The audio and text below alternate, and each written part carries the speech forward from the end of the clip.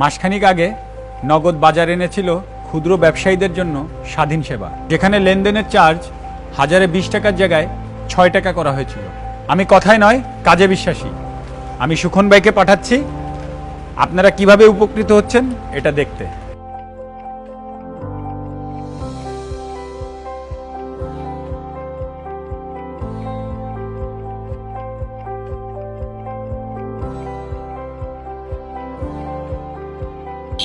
চাচা জায়গা কতটুকু?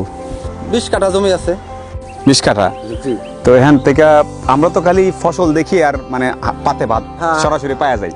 এখন আমার কথা হলো আপনাকে কষ্ট আর খরচটা তো দেখি না, আমার একটু খরচটি কইতে পারবেন? হ্যাঁ, খরচ করতে পারবো না।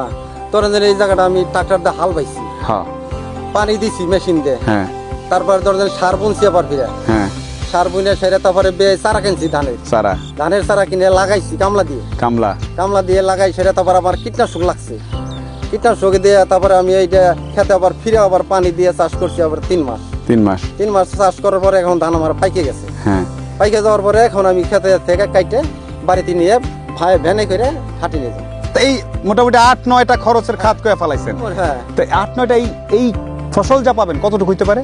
মোটামুটি ফসলটা মানে 25 মণ ধান পাবো। কত টাকা হইব?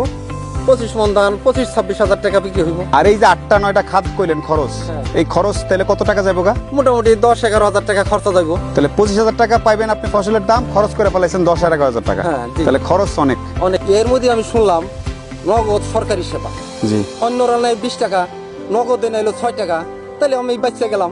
কত সুবিধা হয়ে গেল আমার। ওই 6 টাকা নেওয়ার কারণে আমার কিছু টাকা বাইচে গেল, ওই টাকাতে আমি আরো 2 টাকা আমলা নিতে পারি। আমার অনেক সুবিধা হয়ে গেল। এই জন্য আমি খুব এখন আরামে আছি নগদটা হয়ে। ক্যাপ্টেনকে কথা দিয়েছিলাম মাঠ থেকে আসল খবর জানাবো, সরাসরি যোগাযোগটা করিয়ে দিচ্ছি। আসসালামু আলাইকুম। জি, ওয়ালাইকুম আসসালাম। ভাই কেমন আছেন? ভালো আছি। স্বাধীনের সেবা পাচ্ছেন ঠিক মতো আশা করছি।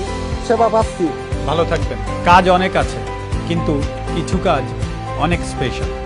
যখন দেখি সেই কাজগুলো আমার দেশের মানুষের জীবনে সরাসরি প্রভাব ফেলছে, কিছু শিরোপা হাতে থাকে না, থাকে মনে। তাহলে সেই কথাই থাকলো, মানুষ বাঁচলে দেশ বাঁচবে।